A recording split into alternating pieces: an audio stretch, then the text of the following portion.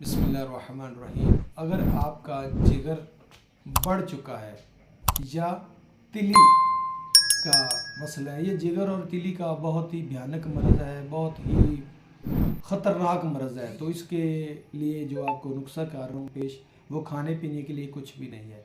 तो तरीका समात फरमा रहे हैं। आपने कलमी शोरा सिर्फ लेना है 25 ग्राम, नुशादर ठिकरी आपने लेने हैं 25 ग्राम, रेवंद खताई आपने लेनी है 100 ग्राम। आपने इन चीज़ों का सफ़ूफ बना लेना है। सफ़ूफ बना के जिस तरह हम मेहंदी को भगोते हैं इस तरह हमने इसको भिगो देना है। और आपका तिली का मसला है या आपका जिगर का मसला है तो ये आपने मेहंदी की तरह बना के ऊपर लगा देना है, जिगर वाली जगह पे या तिली वाली जगह पे, और सुबह इसको उतार लेना है।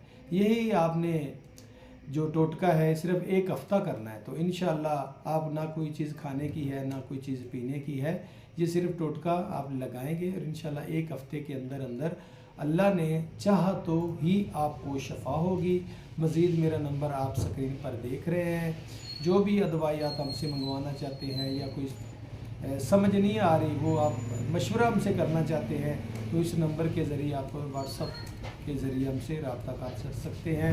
अल्हम्दुलिल्लाह हमारी इस चैनल पर यूट्यूब पर काफ़ी ज़्यादा वीडियोज़ चल रही हैं। जो भी आपको नहीं समझ आती और आप हमसे रब्ता कर सकते हैं। जज़ाकल्लाहु खैरा। अस्सलामु अलैकुम।